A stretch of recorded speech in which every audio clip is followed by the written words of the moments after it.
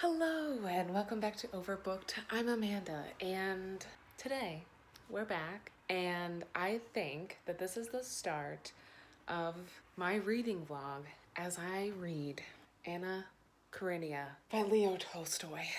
So I am, as you guys all know, a huge fan of the Stacks podcast, and the other day Tracy announced that the May book club pick, which background information, I'm trying to read every single book club pick that she picks this year. So the May book club pick was Anna Karenina, and she all did us dirty, okay, where she picked this book. But I guess last year I did not participate in this feedback. People were like wanting her to read more classics, longer classics. So she picked this one. I'm assuming, this is my guess, my assumption, I wonder if she picked this because I think last year she read Anna K, which is like a retelling of the story, and she loved that book. So I wonder if that's why she picked this one. I feel like it is. This bad boy. She's long. This bad bitch. She's a long one. Oops. Could you even see me there? Yeah, this bad bitch, she's long. She's a very long one. And the day that Tracy posted about it, I think she said we could read 11 pages per day and finish in time. I am behind, so yeah, a little behind. So we're gonna figure out how to do this. Today, all I'm gonna do is read the introduction because I'm like, I can't miss that. And I set my goal for 14 pages. So I think I'm just gonna set like a little reading page goal every day. I have to read something every day of this book. I'm obviously not gonna check in every day because that would be an insanely long vlog of me reading this book. I will check in, I'm thinking, every 100 pages and see how it's going.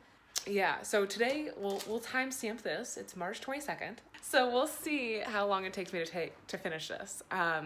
But wish me luck, you guys, and I will see you in 100 pages. Hopefully soon. Hello. We have a 100-page check-in that I promised you guys. So, Anna Karenina. We are 100 pages in. It's March 29th. I got to 100 pages yesterday, so March 28th. I'm actually enjoying this a lot more than I thought I would. Like, I thought this was gonna be really hard to read through and like not interesting, but it's actually not that bad. So there's that. It's actually kind of like an interesting like story, but at the same time it gives me like Dutch House vibes right now, where it's like a bunch of stuff is like just kind of talked about but nothing really is happening. I don't really know if you can do, I don't really know if spoilers matter at this point because it's been out, you know, since the late 1800s. So at this point, spoiler ahead. So the characters that we've met so far is, I cannot pronounce their names for shit. Okay, list of characters. So we've met Oblonsky, but also Steva. I'm also very confused how they go by different names at times. So we've met him and his wife Dolly, and they were like in not a great space because Oblonsky was like having an affair with their children's governess, which I was kind of on Dolly's side here. Like, out of all the women that you could have cheated on, the governess? Really? So they're like in hot water. They actually kind of just resolved their issue where I just left off. But they're like, you know, Oblonsky's just kind of seems like an ass. Well, all the guys do, but it's like also like a different time. So I think I'm just gonna think that they're all assholes. But he's just like, I don't know why she's upset with me. Like, I desire flesh. And I'm like, ooh, I don't know if you remember those vows you took. Ooh, that's why she's upset. And then we also met Levin. Yes, Levin. And he's this guy who's like very just like, he's like odd and like, he's a farmer and he doesn't understand city people, and it seems like he gets really upset for no reason. He seems to like take things too far. He seems to like not be able to handle like a lots of jokes. He's not a joker, not just broing around. And Levin is like hopelessly in love with this chick named Kitty, who is Dolly's sister. And so Levin's like came into town because he's like, I'm gonna propose to Kitty and then we're gonna live a beautiful life in the country. Just like that's his plan. Like he doesn't really know, like he's met Kitty once or twice, you know, hasn't really ran this by her. She's not really aware. That's another thing too about like this time. I'm just like, wow, people really were just like dropping proposals at the drop of a hat. Like, hey, wanna get married? Sure. All right, life is settled. Here we go. You don't have time. You don't need to have time to process this. You don't want to like, think about who you're spending the rest of your life with. I don't understand. Anyways, so Levin comes in. He meets up with his old friend who we met, Oblonsky. He's like, hey, I want to marry this chick Kitty. And, you know, but he's got some competition. He does. And his competition is... The fuck is his name? Okay. Vronsky, who is also an asshole. Like, he's like... So Vronsky is like this other guy that's in this story. He's also one of Kitty's gentleman friends. And he is just kind of like, I'm having fun with her. And that's all I have. Levin goes over to Kitty's house and, like, tells her his intentions. And she's like, nah, I'm super in love with another, which is Vronsky. Because she's like... I don't know. Levin's like just not hitting it for me. He's nice. I could find myself loving him, but Vronsky is just so hot and I really love him. Like he's just so cool. He's charismatic. He can actually joke around.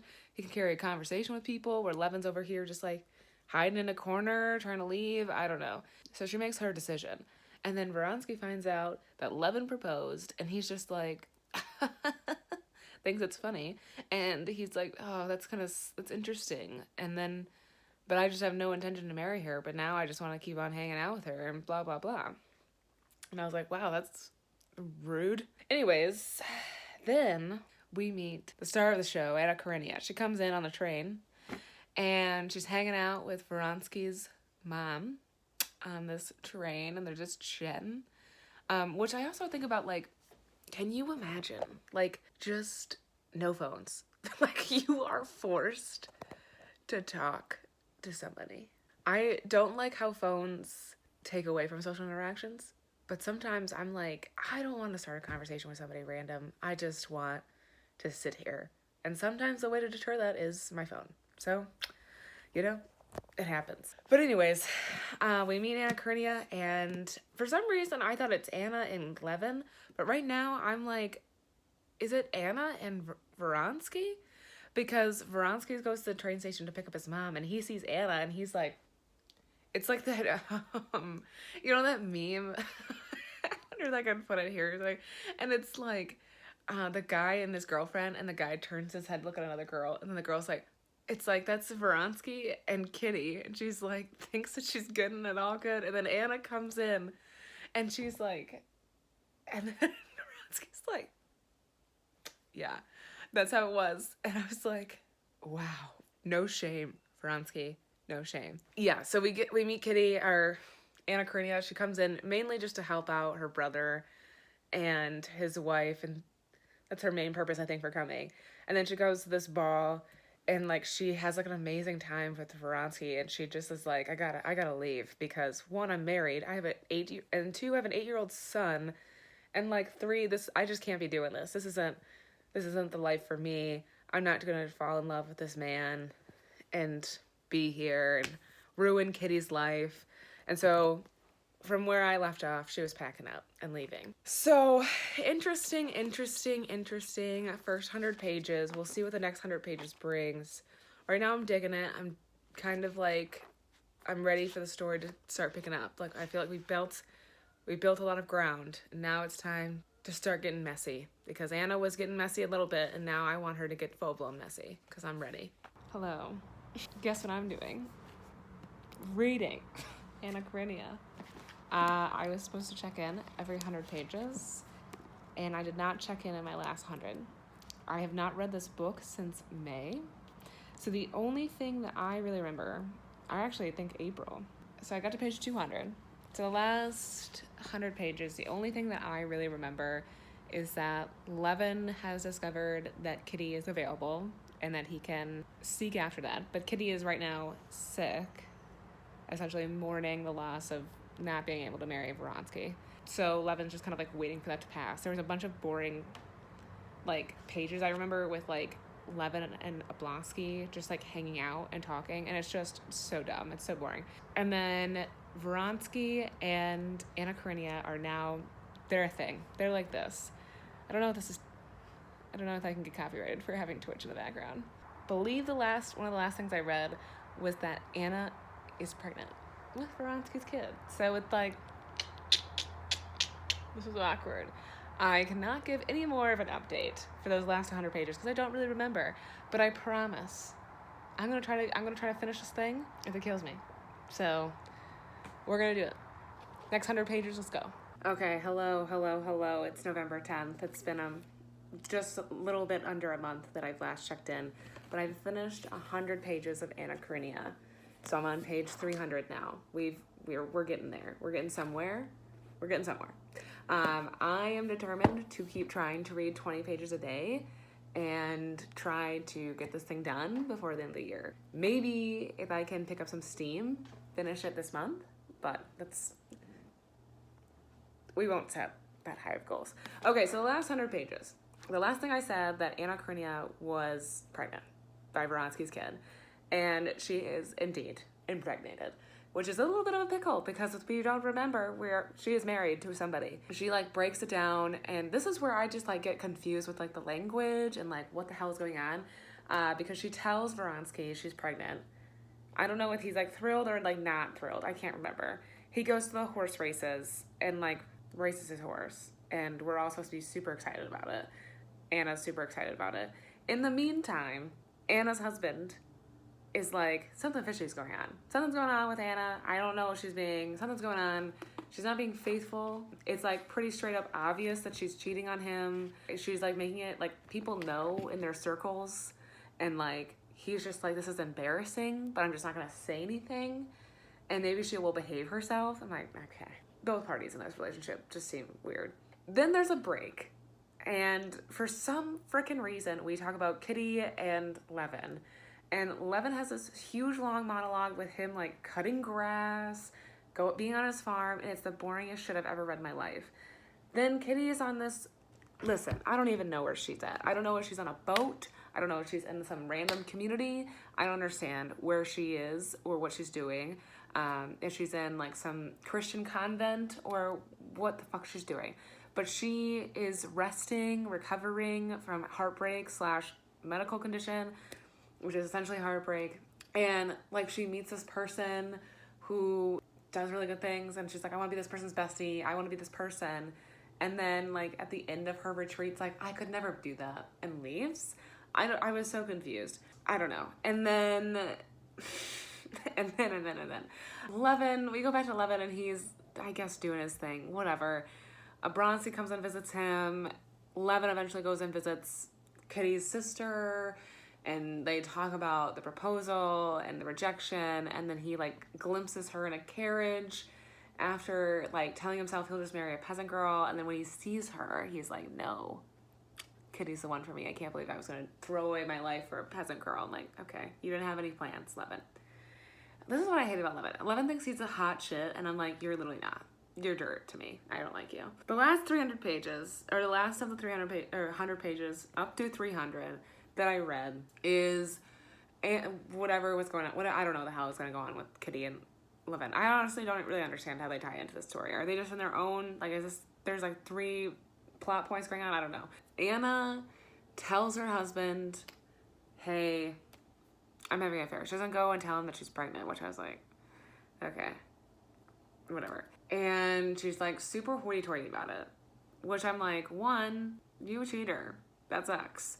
2, you are not in a position of power, ma'am. We are not in a time, this is not the 21st century. You can't just go on and do your own thing. I'm worried for you.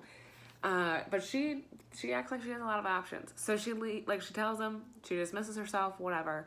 And then in the meantime, her husband's like, how the fuck do I handle this without being tarnished by society? He eventually settles on just like staying with her and like not ever bringing it up again. She has to immediately end her affair or whatever. I mean, it's slightly threatening her if she doesn't. We end with it like her, like the end of the 100 pages I just read is like her at some society get together, and she needs to go meet with Vronsky to talk about their options.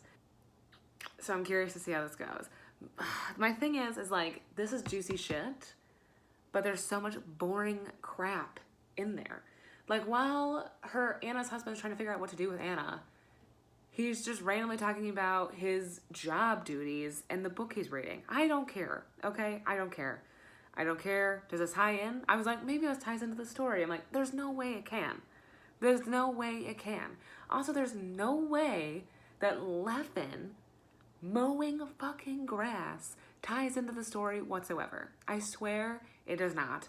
And there's no reason why I was forced to read like 20 pages of him hanging out with some poor people where he thought they loved him. I'm like, bitch, they don't like you. Leave. And him trying to like mow grass. I just can't. But here we are. I just keep thinking about how I can't wait to listen to the Stacks podcast episode and read Anna K after this. And that's all that's getting me through this book. We're almost halfway. So there's that. Hello. I finished another 100 pages of Anna Karenina, and there's a lot of ups and downs with these characters, let me tell you. One second they're happy, one second Levin doesn't want to live anymore, the next second he's proposing to Kitty again. I can't keep up. This is just, I don't know, at least this last 100 pages was more interesting than the last 100 pages that I talked about. At least Levin's not mowing grass anymore. He thought he was going to write like a whole book on farming because he thinks he's an expert. I don't even know where that's going. Anna Karenina's husband is like, okay, girl, I'm fine with you cheating on me. You just can't bring your lover to our home, which she does. And then is like, whatever about it. And Vronsky and her husband like just see each other at the house. And he's like, Anna, you crossed the line. Sorry. But then she's like, no biggie. I won't be a problem anymore, because she thinks she's going to die in childbirth. But she doesn't tell anybody this. She just says these like very vague statements about how nothing will matter soon. So it's very odd. Very, very, very, very odd. And then it doesn't matter because Anna Karenina's husband, whose name is escaping me, it's like Corinne, I don't know, is going to file for divorce from Anna, which I don't know how that works back then, but whatever. But he ends up running into his brother-in-law, who invites him over for this dinner party where there's this whole mix of people, including his brother-in-law, his sister-in-law, and Levin, and Kitty. And they're having this like very weird dinner party where like Anna Karenina's husband is just like fucking pissed. He doesn't want to be there because this is like his in-laws that they're not going to be his in-laws anymore. He doesn't like his wife. And then Levin and Kitty being fucking weird. And then Levin finally just being like, will you marry me again? And then like, it's like they write these notes back and forth to each other with just like letters. And then we're just supposed to know that stands for like random ass words. Let's see where we go. I don't know what the hell Anna's going to do. I don't know if she's going to die. These characters are something else. They're too much. I can't. Here's the 400s, because that's where we're at. I'll see you guys at page 500. Okay, it's time for another check-in with Anna Karenina. I have neglected to check in the last 100. The last time I checked in, I made it to page 400. I am now at page 600. So much has happened. So much has happened. So much has happened. One, Anna lived. Anna lived. She gave birth and she lived. And her husband was kind of chilling with her, was okay with her. And then Vronsky went off to like try to kill himself. And Anna was like, no, what? And now they're doing their thing. So right now, what we've seen with Anna and Vronsky is like, they're just together and traveling around, essentially trying to figure out how they fit into society now, because it's back in the day. Society is not cool with what is going on. They're not okay with it. They're not okay. And Vronsky's like family does not like her. They won't accept her. Yeah, it's crazy. It's crazy. The last thing that just happened with them is that they went to Anna went to like some kind of opera or theater or something, and somebody like literally was like just gave her a piece of their mind, and it was not pretty, and like Anna was all upset. I'm like, what were you expecting? Do I think that person had a right to do that? No. Do I think society back in the day should have judged these women or cared. No. But this is the society that they lived in. So what did you think was going to happen? What did you think? I don't understand. That's that. Levin and Kitty are married now, and Kitty is pregnant. Oh my God. But Levin is such a jealous bitch. Literally, anytime Kitty talks to anything that has a penis, he is like psycho. He's losing his mind. Losing it. It's so dumb. So that's where we ended. We ended with a very, very, very, very boring couple chapters of listening to Levin and his friends Oblonsky and somebody else go hunting. We got the perspective from a dog. Literally, Tolstoy is giving us inner monologue of a dog. Why? I don't need that. I don't need to know. Also, you can't tell me that the dog is having that complete thoughts. That complete of thoughts. There's no way. But anyways, that's what we end with. And then Levin's like, to the dude that is like flirting with my wife, you gotta go. You gotta go. And the whole house is like, why are you kicking this guy out? That's just how it is. He sees a young, pretty woman and he's gonna flirt. And then Levin's like, not in my house. Goodbye, bitch. And it's crazy. I don't know. They're both so... Levin is psychotic and Kitty is so emotional. It's not a good mix. Like, are they gonna die? I don't know what's happening here. So we're on page 600. We have like about 200 pages left to go. We're coming to the end, folks. We're coming to the end, and I'm excited. She threw herself in front of a train? That's how she goes? Wow, that's disappointing. Tragic. Anna, what are you doing? Anna, come on. Oh my God, I just finished it. Oh my God, I finally finished Anna. We did it. Let me just gather my thoughts and I'm gonna finish this vlog. Oh my God, it's finally done. Anna is done. I finished reading her and I'm so happy. I am so happy. Thank God. I never want to read a classic book again. Like, I'm sorry. This was so hard. I haven't done a 100-page catch-up in a while because I just was like, fuck this. But overall, what I would like to say is it's not that I didn't enjoy this book.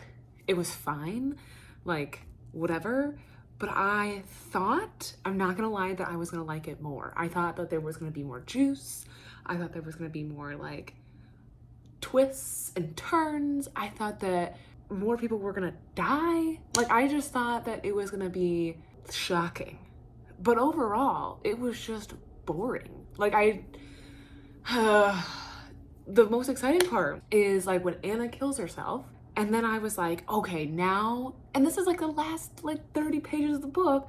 I'm like, okay, now we're gonna like, people are gonna be like, what the fuck is going on? No, like we get one little glimpse into Vronsky's mind and that's it. And I'm like, the rest of the book is with Levin contemplating Christianity and then him on his farm. The last 20 pages were so boring as shit, because it ended with Levin, and I hated Levin. I hated him the entire book. I thought he was dry, boring. Like, I don't understand his little qualms with life. Like, I just don't understand. He was the worst, and that's what we got at the end of the book, was Levin. I just, I was sad that Anna killed herself. But I also didn't really see a way out for her. I was like, okay, like I know, like also full disclosure, I didn't know what happened at the end of Anna. Like I assumed that Anna dies, but I don't think I've ever really sought out the ending of Anna Karenina or whatever. Didn't watch the movie. So I wasn't super shocked that she did it, but I also like, I don't know, like I said, I just didn't really see another way out for her, like other than killing herself. Because she really was stuck between a rock and a hard place. Was she going a little cray-cray? Yeah, she was. She was going crazy. And that's where I was like, yikes, girl. So I guess maybe if she didn't go crazy, it could have worked out for her. But yeah, I don't know. I thought that like her ex-husband, or her husband, I guess, like him and that one chick were gonna start an affair, which they pretty much were, I guess. I thought that after Anna died, Vronsky was gonna kill himself. I thought for sure when we were on that train with him and all those volunteers that he was gonna kill himself in the same way that Anna killed herself, was he was gonna jump off that train. And then when he was just kind of like, I was like, okay. And then I was like, okay, we're gonna hear about him dying in this war that they're talking about.